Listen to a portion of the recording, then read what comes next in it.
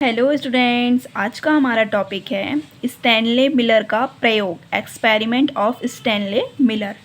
यह biology students के लिए इम्पॉर्टेंट टॉपिक है। यह इवोल्यूशन के अंतर्गत मेन क्वेश्चन है, इम्पॉर्टेंट क्वेश्चन है, इम्पॉर्टेंट प्रयोग है।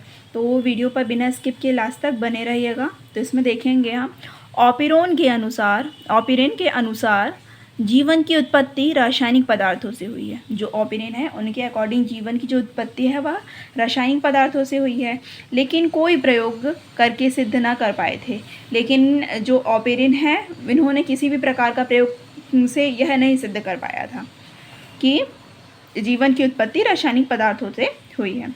अमेरिका के वैज्ञानिक स्टैनले मिलर ने अपने गुरु हैरोल्ड यूरे के साथ अपनी प्रयोगशाला में से सिद्ध किया कि जीवन की उत्पत्ति रासायनिक पदार्थों या कार्बनिक पदार्थों से हुई।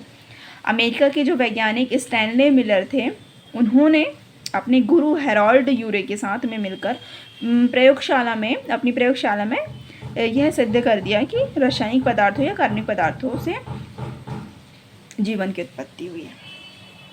स्टैनले मिलर ने अपने गुरु हैरोल्ड यूरे के साथ में 1952 में पृथ्वी पर जीवन की उत्पत्ति के प्रयोग द्वारा बताया कि जीवन की उत्पत्ति कार्बनिक पदार्थों से हुई है। स्टैनले मिलर ने अपनी प्रयोगशाला में आज से 3 से 4 खरब वर्ष पूर्व के आदि युग में पृथ्वी पर विद्यमान परिस्थितियों को उत्पन्न कर जीवन के उद्भव की प्रयोगशाला में जांच की और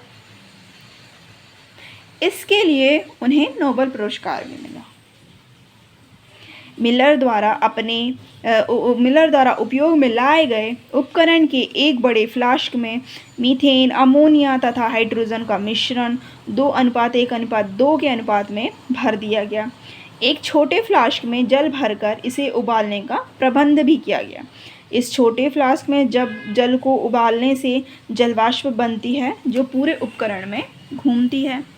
बड़े फ्लास्क के गैसीय मिश्रण में टंगस्टन के 2 इलेक्ट्रोड लगाए गए। इन इलेक्ट्रोड्स ने अपनी वायुमंडल की बिजली के समकक्ष प्रभाव अर्थात ऊर्जा के स्रोत बिजली का कार्य किया। इस बड़े फ्लास्क को यू ट्यूब द्वारा छोटे फ्लास्क से जोड़ा गया और एक स्थान पर इस नली को संघनित में से निकाला गया। इस प्रकार गैसों का मिश्रण नली तथा फ्लास्क में चक्कर लगाता रहा। प्रयोग के समाप्त होने पर उपकरण में निर्मित गैस जब कंडेंसर से प्रभावित होकर ठंडी हुई तब यू नली में एक गहरा लाल रंग का तरल पदार्थ दिखाई दिया। तो ये डायग्राम है।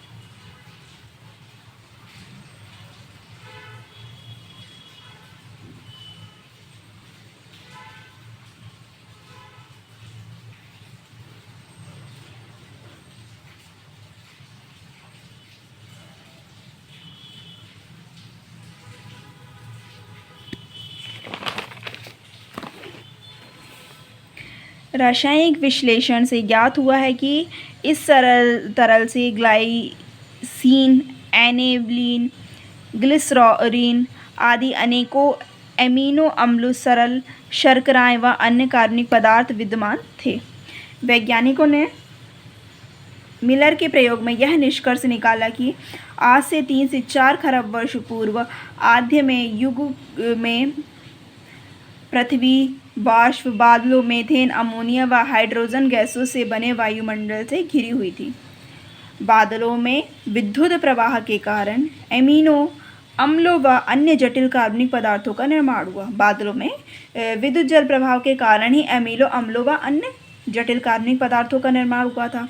इस प्रकार बने कार्बनिक पदार्थ समुद्र में एकत्रित होने लगे। जो इस प्रकार से बने हुए जो कार्बनिक पदार्थ हैं वे जाकर समुद्र में एकत्रित होने लग गए, क्योंकि उस समय तक इनको क्षय करने वाले जीवों व बैक्टीरिया आदि का उद्विकास नहीं हो पाया था। क्योंकि उस समय तक इनको क्षय करने वाले जो जीव हैं, बैक्टीरिया हैं आदि जो हैं उनका उद्विकास नहीं हो पाया था। तो ये था आज का हमारा टॉपिक। और अगर आपको ये वीडियो पसंद आई हो तो प्लीज़ वीडियो को लाइक करें, शेयर करें और अगर आप मेरे इस चैनल पर नए हैं तो प्लीज़ चैनल को सब्सक्राइब करें। इसी तरह की वीडियोस आपको आगे भी देखने को मिलेंगी। Thank you.